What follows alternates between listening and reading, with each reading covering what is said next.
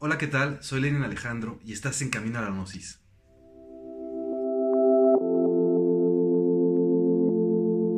En estos días que estamos en casa, les traje unos cuentos, una recopilación de cuentos de Jacobo Greenberg.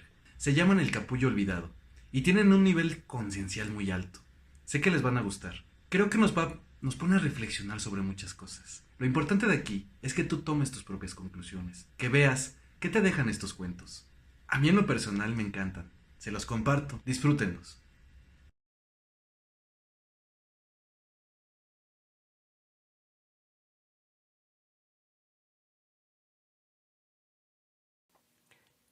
Nadie puede atrapar a Dios. Tras largos años de reflexión, Yosele se percató que todo lo que le sucedía en la vida, bueno o malo, era una consecuencia de sus propios actos. También se dio cuenta que no existía nada ni nadie externo que castigara o premiara. Un mal pensamiento, por ejemplo, contenía en sí mismo su propio malestar. La consecuencia de un buen pensamiento se encontraba también en su propia positividad. Feliz por su descubrimiento, se lo comunicó a su esposa, pero ella, escandalizada, lo regañó por su falta de religiosidad y lo amenazó con el divorcio si no abandonaba tales ideas ateas. Yosele, sin embargo, siguió con lo suyo convencido de que la idea convencional de Dios que sostenía su esposa estaba equivocada. La vida matrimonial se convirtió en un infierno y por fin, un día, se presentaron ante un rabino para divorciarse. Se dice que éste, tras oír los argumentos, no pudo contenerse y empezó a reír a carcajadas. Confundidos, le preguntaron la razón de su alegría y éste les contestó: ambos tienen la razón y ambos están equivocados, pero esa no es razón suficiente para divorciarse. Al contrario.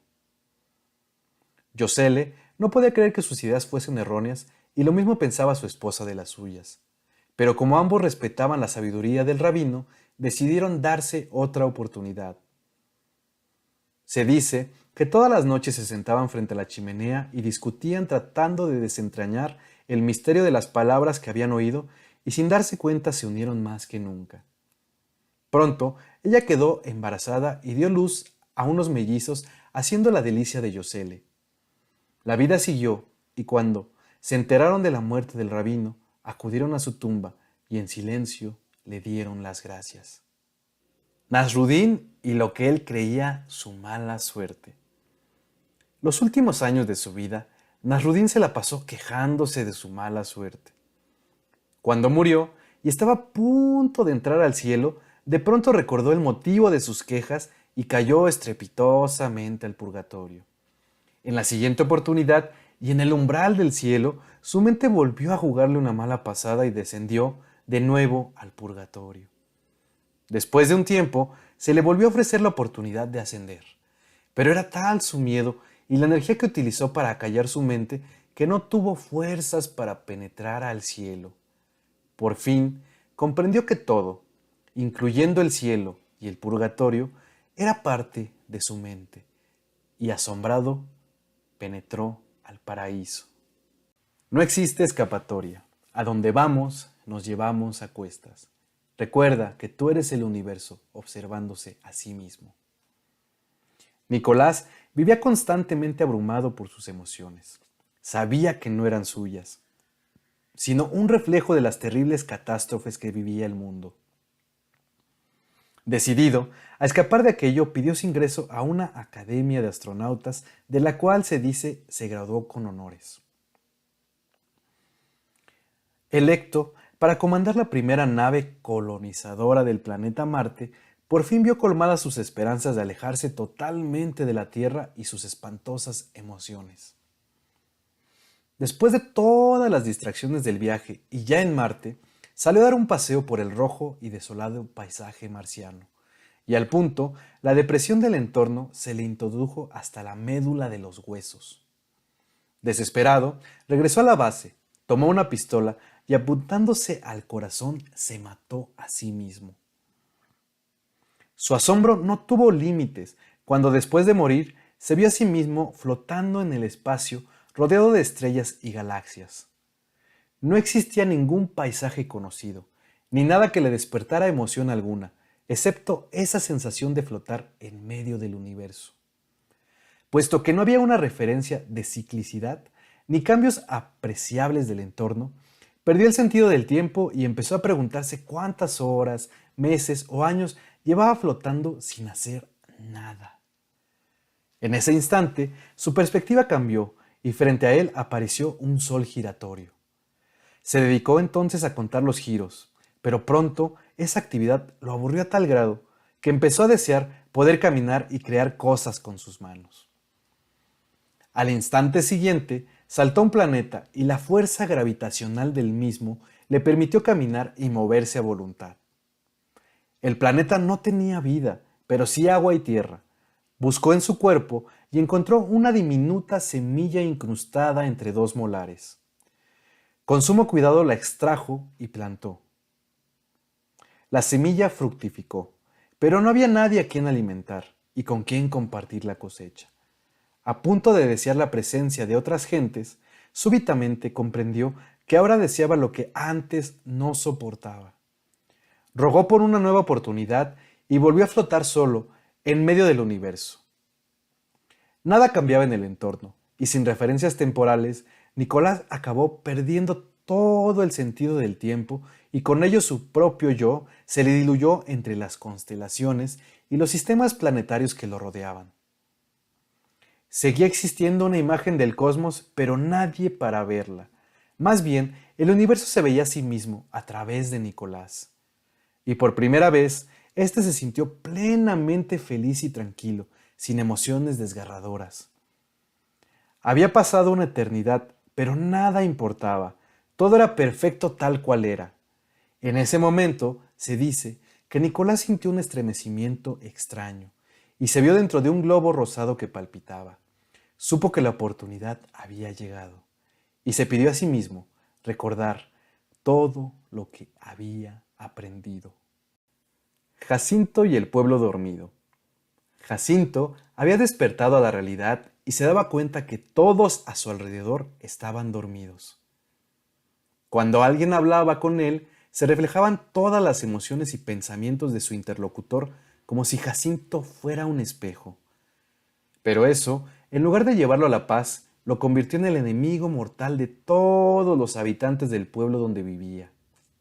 Lo acusaban de instigar la violencia, de influir malignamente en las mentes y, en fin, de todo lo que cada habitante del pueblo no había podido resolver en sí mismo. Una noche decidieron lincharlo, pero cuando se acercaron con palos y piedras, nadie pudo atacarlo. En lugar de ello, se pegaron unos a otros furiosamente. A la mañana siguiente, y a prudente distancia, le rogaron abandonar el pueblo, pues ya no soportaban su presencia. Jacinto los miró y les dijo: «Lo que no soportan es a ustedes mismos», y se fue. El estudiante y el cabalista. Un estudiante de la meditación se preciaba de su avance y sobre todo de su capacidad para guiarse a sí mismo sin necesidad de maestros. Todos los días se sentaba en flor de loto y se dejaba ir hasta lograr un estado gozoso de ausencia de conciencia. Poco a poco empezó a notar cambios. Cuando hablaba con alguien dejaba de oírlo para, en cambio, sentir todas sus emociones, y cuando entraba a cualquier reunión podía detectar el nivel de tranquilidad o tensión de los participantes. Al principio, aquello le atraía y lo consideraba un logro resultante de su práctica de meditación. Pero más adelante empezó a molestarlo y más adelante se le hizo insoportable. Por primera vez en su vida buscó un maestro y un amigo le recomendó ver a un famoso cabalista, ante quien se presentó con una súplica: «Ayúdame a no estar tan abierto». El cabalista, de quien se decía que le bastaba ver la frente de cualquiera para saber su vida, pensamiento y obras, se le quedó mirando fijamente, al entrecejo, sonrió y le dijo: «Tu problema no es estar demasiado abierto, al contrario, tu problema es estar demasiado cerrado». El jeque Fatulá y el lago. El jeque Fatulá gustaba escalar un cerro y desde allí contemplar sus propiedades. Decía que el amor que sentía por sus tierras y palacios se transmitía a cada palma del terreno. a cada piedra y árbol que gozaban del privilegio de ser divisados por él. Alá, en su bendito nombre, me ha ordenado hacer esto para el bien del mundo, decía convencido. Una tarde, y mientras su mirada se dirigía al oeste, transmitiéndole su amor a un precioso lago, notó que un hombre se ahogaba en él, lanzando espantosos gritos de auxilio. Profundamente molesto, al notar que la escena y los terribles quejidos disminuían su capacidad de transmitir amor, cerró los ojos y se tapó los oídos durante varios minutos, esperando que aquella situación distractora terminara. Por fin, volvió a abrir los ojos y a destaparse los oídos, feliz al verificar que todo había vuelto a la normalidad y que él podía continuar con su sagrada misión. Este cuento puede hablar de varias cosas. Para mí, la primera es, por una parte, nosotros establecemos cómo debe ser la felicidad. Y si algo se sale del parámetro que nosotros establecimos, lo único que hacemos es cerrar los ojos y taparnos los oídos y esperar a que esto pase. También nos habla de cómo muchas veces podemos decir que somos amorosos, pero cuando se presenta algo frente a nosotros, lo único que hacemos es permanecer indiferentes.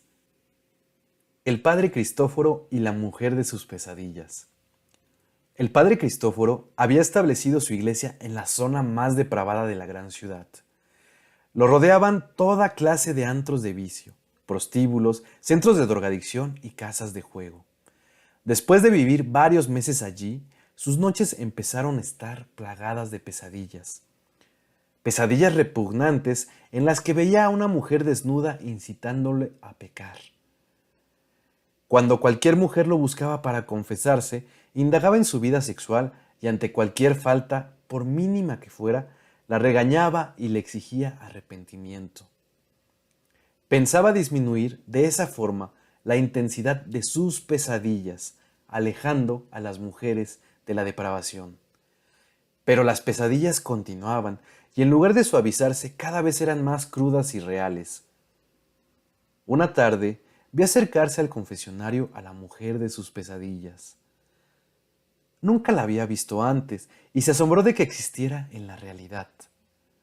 La mujer le confesó de sus pecados, pero ninguno estaba relacionado con el sexo. Indignado, la acusó de falsa y pecaminosa, mientras ella le juraba ser inocente. No soportando tanta hipocresía, el sacerdote se acercó a la mujer y tomándola de los hombros, la obligó a representar todas las escenas de sus pesadillas. En cuanto pudo, la mujer huyó aterrorizada de la iglesia. A partir de aquella noche, se dice que Cristóforo durmió plácidamente, sin más pesadillas. Rodrigo y su matrimonio. A Rodrigo, su matrimonio lo colocaba al borde de la desesperación. No tenía queja alguna acerca de su esposa, pero su energía femenina lo subyugaba a tal grado que perdía todo control sobre sí mismo y se llegaba a olvidar hasta de su propio nombre. Una noche, totalmente confuso acerca de su propia identidad, decidió suicidarse. Se encerró en el baño y a punto de cortarse las venas, una luz intensa que provenía del techo lo envolvió y dentro de su mente oyó las siguientes palabras. Si te quitas la vida, entonces lo perderás todo. Acepta lo que te sucede como una bendición. Intensamente conmovido, se sentó en el suelo a reflexionar sobre aquello y de pronto lo comprendió a la perfección. Mi sufrimiento proviene del miedo a perder mi yo, pero precisamente sin yo no habría nadie que sufriera. A partir de ese día, Rodrigo buscaba el contacto con su esposa como una bendición. Le enseñaba a perder la causa de todo sufrimiento. La historia del rey Xiaoyan y el gran renunciante. El rey Xiaoyan supo que el gran renunciante Lun Piao atravesaba su reino caminando en dirección al mar y le ordenó a su guardia principal que fuera a buscarlo. Lun Piao fue llevado al palacio real totalmente desnudo, excepto por un diminuto taparrabos que vestía y otro que cargaba en una bolsa.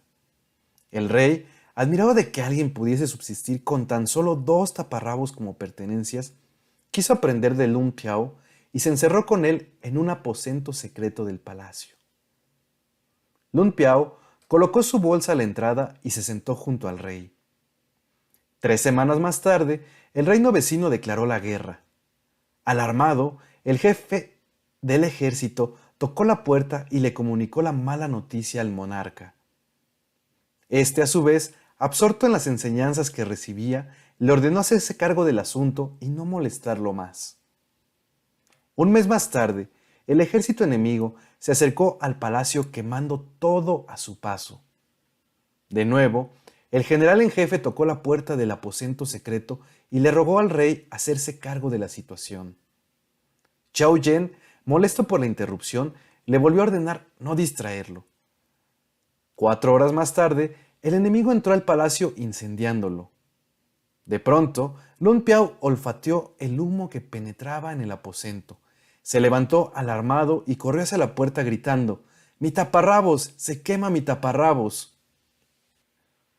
La señora Weinberg y el gran maestro. La señora Weinberg, regordeta y con su vestido más floreado, acudió a su agencia de viajes favorita. El empleado de confianza la saludó efusivamente y le recomendó un crucero de lujo para vacacionar en el Caribe. La señora Weinberg negó con la cabeza y pidió un boleto aéreo para el Tíbet.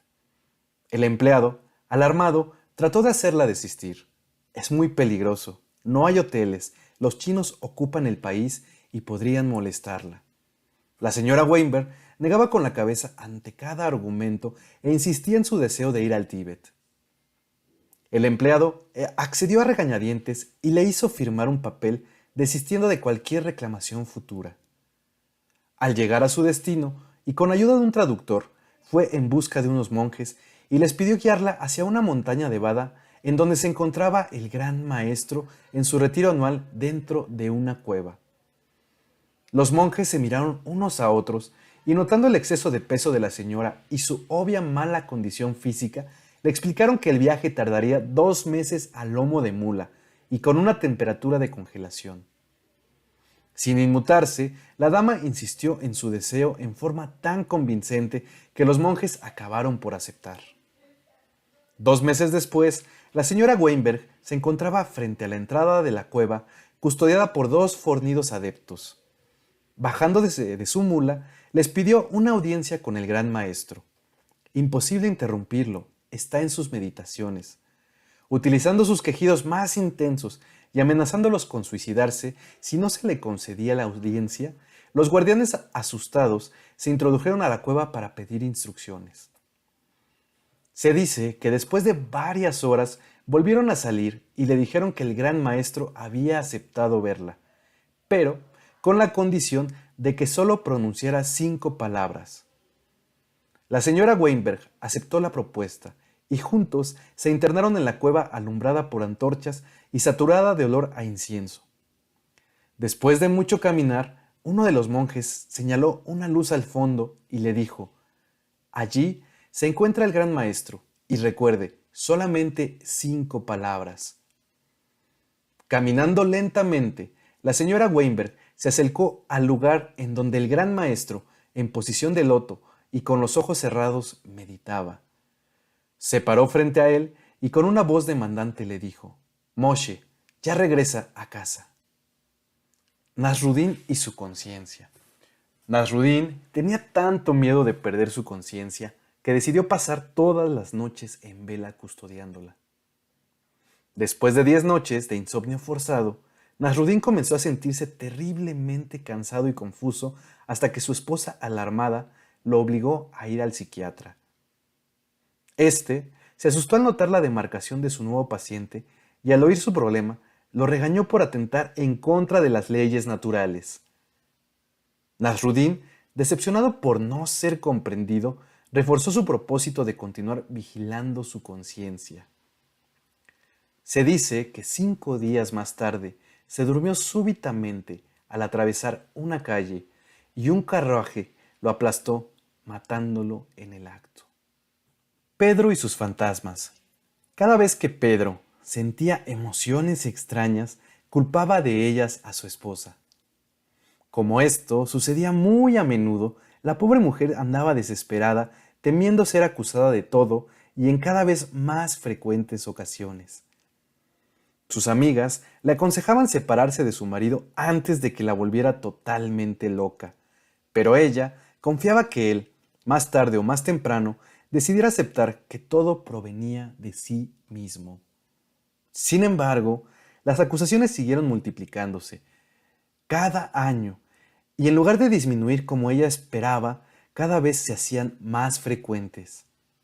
Por fin, una tarde sin poderlo soportar más, empacó sus cosas y se fue de la casa. Pedro, al regresar de su trabajo, se percató del abandono y en lugar de entristecerse como era de esperar, alegróse muchísimo, pensando que por fin podría descansar en su espíritu y dejar de ser influido en forma invisible por su mujer. Se dice que al mes de vivir solo, Pedro culpaba de sus emociones extrañas a entidades espirituales que ahora estaba muy seguro poblaban su casa. El día que Dios hizo escucharse. Dios estaba preocupado por la dirección que su más compleja creación, el hombre, había decidido seguir. Quizá cometió un error al dotarlo con libertad y voluntad. Como no tenía con quién consultarlo y se había percatado que ni diluvios o grandes tormentas servían para modificar la conducta humana, buscó de entre todos los humanos el de mayor estatura moral. Después de revisar todos sus archivos, no encontró a nadie capaz de entenderlo. Entonces, decidió hacerse oír por todos al mismo tiempo con la idea de que, al escucharlo, el ser humano recordara su verdadero origen. Y así lo hizo. Pero de nuevo se equivocó, y el resultado de su mensaje fue la proliferación de sectas adoradoras de ovnis, extraterrestres, magos esotéricos y mercaderes de lo insólito. El sagrado orden social. Nasruddin ya no soportaba la relación con su mujer y empezó a desear que muriera. Como esto no sucedía, preparó un plan para matarla. Su mejor amigo adivinó sus intenciones y le reclamó: ¿para qué haces eso? Mejor divórciate. Nasruddin lo miró a los ojos y con seriedad le dijo: ¿estás loco? ¿Qué va a pensar la gente? El joven discípulo que quería iluminarse. Desde que el maestro pronunció su famoso discurso proponiendo la desaparición de la mente como requisito indispensable para llegar a la iluminación, un joven discípulo no cesaba en su empeño para lograrlo. Se dice que después de años de enormes esfuerzos, por fin un día desapareció su mente. Aterrorizado por su incapacidad para pensar, hablar o entender, ahora el joven discípulo no cesaba en su empeño por recuperarla. Paso a paso. Roberto quiso pasarse de listo y en un salto mortal penetró a la realidad del ser sin haber afianzado su yo. Sacudido por enormes sufrimientos causados por su incapacidad para manejar los tremendos flujos energéticos que fluyen a estas alturas espirituales, fue a pedirle auxilio a su maestro. Este le recomendó la observación ecuánime de sus procesos emocionales. Roberto siguió su consejo y cuando logró apaciguar la tormenta emocional, regresó para solicitar nuevas instrucciones. Ahora, dijo su maestro, debe recordar en cada pensamiento a quién le acontece. Cuando Roberto así lo hizo, recuperó su yo y por tercera vez recibió enseñanzas. Ahora ya puedes penetrar a la realidad del ser, concluyó satisfecho su maestro. Ciencia y espiritualidad. El maestro expresó su deseo de conocer a los más grandes científicos y para complacerlo fue invitado a un congreso internacional. La primera que habló fue una doctora fornida y dominante a quien acompañaba a su esposo débil y sumiso. Presentó evidencia objetiva acerca de la clara supremacía femenina. El segundo que habló fue un científico corpulento y arrogante a quien acompañaba a su esposa delgada y tímida. Se dice que con un lenguaje lleno de tecnicismos habló acerca de los experimentos que demostraban, sin lugar a dudas, la clara supremacía masculina. Le siguieron una docena de eminencias, cada una de ellas defendiendo con pruebas objetivas la preeminencia de su propio punto de vista. En la ceremonia de clausura, el maestro tuvo la ocurrencia de expresar sus sentimientos. Su ciencia no es un camino adecuado para recuperar el ego. En el siguiente congreso, la frase anterior fue considerada como una evidencia de la clara divergencia entre ciencia y espiritualidad. Nasruddin y su ser superior. Todos los sueños de Nasruddin, más tarde o más temprano, se convertían en realidad. Asombrado, fue a consultar al astrólogo de su pueblo, quien le explicó que su ser superior, en el que se convertiría en un futuro, ya existía y se comunicaba con él cuando dormía. Se dice que 40 años más tarde, Nasruddin se presentó molesto y enojado con el mismo astrólogo. Este quiso saber el motivo de su malestar y Nasruddin le reclamó por haber confiado en sus palabras. Pero si lo que te dije era cierto, se defendió el astrólogo. Mentiras, le gritó Nasruddin furioso. Durante 40 años me dediqué solamente a dormir y no me convertí en mi ser superior. Yo soy el único ser divino del Oriente. El gran mago, capaz de materializar objetos de la nada, afirmaba ser el único representante de Dios sobre la tierra. Los milagros que realizaba habían convencido a millones de sus seguidores que sus palabras eran ciertas. Mientras tanto, la ciencia occidental descubrió el secreto de la materialización.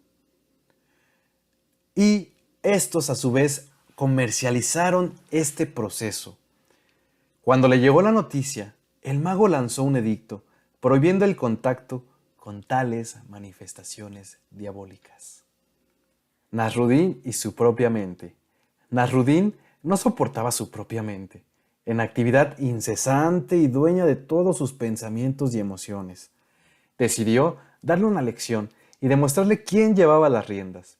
Lo primero que hizo fue repetir una oración hasta que las palabras de la misma eran lo único que percibía. Feliz con su triunfo, se distrajo un instante y ahí su mente comenzó su acostumbrado parloteo. Enojado, consideró otra estrategia. Cada vez que su mente emitiera una idea, él se golpearía fuertemente la frente. Se dice que después de una semana, el dolor de cabeza se volvió insoportable y Nasruddin se dio por vencido. En ese momento, su mente lo dejó en paz. Julio y su lucha contra el estrés. La actividad de la gran ciudad enajenaba a tal grado a Julio que los fines de semana no lograba relajarse. Solamente cuando llegaba la noche del domingo, recuperaba el contacto con su esencia y dormía plácidamente.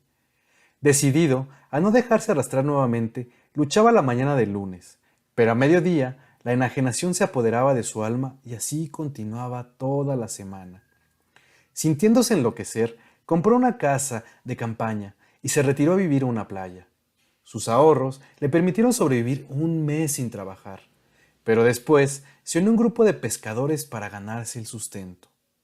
Convencido de que la pesca podía convertirse en un gran negocio, les propuso pedir un préstamo al banco para establecer una empacadora de sardinas. Se dice que la industria fue un éxito y creció rápidamente con Julio a la cabeza. Después de varios años, la actividad de la gran empresa enajenaba a tal grado a Julio que los fines de semana, nuevamente, no lograba relajarse. Nasruddin y su auto. Después de muchos sacrificios, se dice que Nasruddin por fin pudo comprarse un automóvil. Todos los días lo lavaba y cuidaba más que a sí mismo. Pronto, empezó a notar que todo lo que le sucedía se reflejaba en su carro. Si amanecía débil, el acumulador no tenía carga. Si le dolía una pierna, una rueda se desbalanceaba. Si tenía tos, el motor carraspeaba. Los mecánicos no le creían cuando les confesaba las correspondencias y más de uno se burlaba a sus espaldas. Nasruddin había consultado con los sabios de la región rogándoles algún remedio porque siendo de pobre salud, su sueldo no le alcanzaba para tantas composturas mecánicas. Por fin, encontró un maestro que al oírlo le dio la solución. En lugar de seguir visitando mecánicos, mejor ve al psicólogo. Después de una larga psicoterapia, acompañada de innumerables problemas mecánicos, Nasruddin fue dado de alta. Actualmente, visita con la misma frecuencia los talleres mecánicos. La única diferencia es que cada vez que se descompone su automóvil, el diagnóstico automotriz le ayuda a conocerse mejor a sí mismo. El maestro y el caos. El jardín de rocas del monasterio japonés era famoso en todo el país, y cuando se anunció que el emperador en persona iría a visitarlo, el encargado de su cuidado se dedicó día y noche a su limpieza. Recogió todas las hojas otoñales que lo cubrían y pulió piedra por piedra, hasta dejarlas totalmente relucientes, mientras el viejo maestro lo miraba atentamente. Por fin se dio por satisfecho y quiso oír la opinión del mentor. Después de observarlo, meneó la cabeza y dijo que algo faltaba. Preocupado el jardinero, le rogó ayudarlo a corregir lo faltante. Entonces, el maestro se acercó a un árbol y agitándolo, hizo que se desprendieran multitud de hojas de todos los colores, las cuales cayeron sobre las piedras. A lo que el maestro dijo: ahora está perfecto. La iluminación se encuentra en un montículo de estiércol. El sufí Al-Arumi no podía creer lo que le estaba sucediendo. Después de pasarse toda la vida meditando en busca de su esencia y tras haberla encontrado por fin, una súbita depresión se había apoderado de él. Primero, trató de no prestarle atención, pues estaba seguro que solamente era su mente quien le estaba jugando una mala treta. Observaba sus pensamientos, investigando sus contenidos, pero la depresión seguía sin remedio. Decidió entonces colocarse como testigo de su pobre estado anímico, pero por más que lo intentaba, no lograba desapegarse de la emoción oscura y penetrante que lo embargaba. Por fin se dio cuenta que sus emociones negativas significaban una identificación con algo misterioso que se había apoderado de su corazón. Pero por más que lo intentó, no fue capaz de saber qué era aquello. Decidió entonces peregrinar a la India en busca de algún maestro que fuese capaz de ayudarlo. Se dice que después de meses de una infructuosa búsqueda, llegó a un pequeño poblado que olía terriblemente mal, y en el mercado se encontró con un hombre desnudo recostado plácidamente en un montón de estiércol. Tapándose cuidadosamente la nariz, se acercó cautelosamente al renunciante y cuando éste lo vio, lanzó una estruendosa carcajada. Molesto, el hombre se alejó de allí y a sus espaldas alcanzó a oír una frase: «Si quieres descubrirlo, regresa esta noche».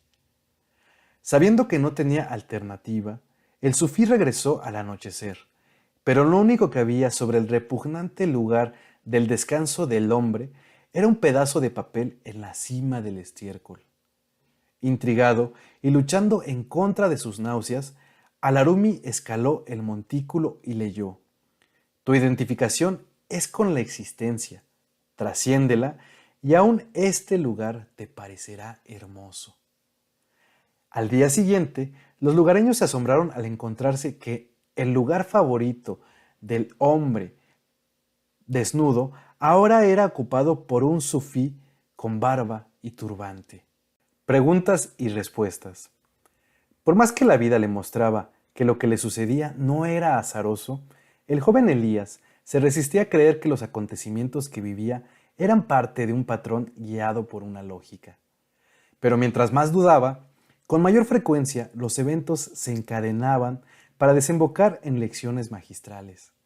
Las cosas le respondían preguntas y sus dudas eran contestadas como por arte de magia.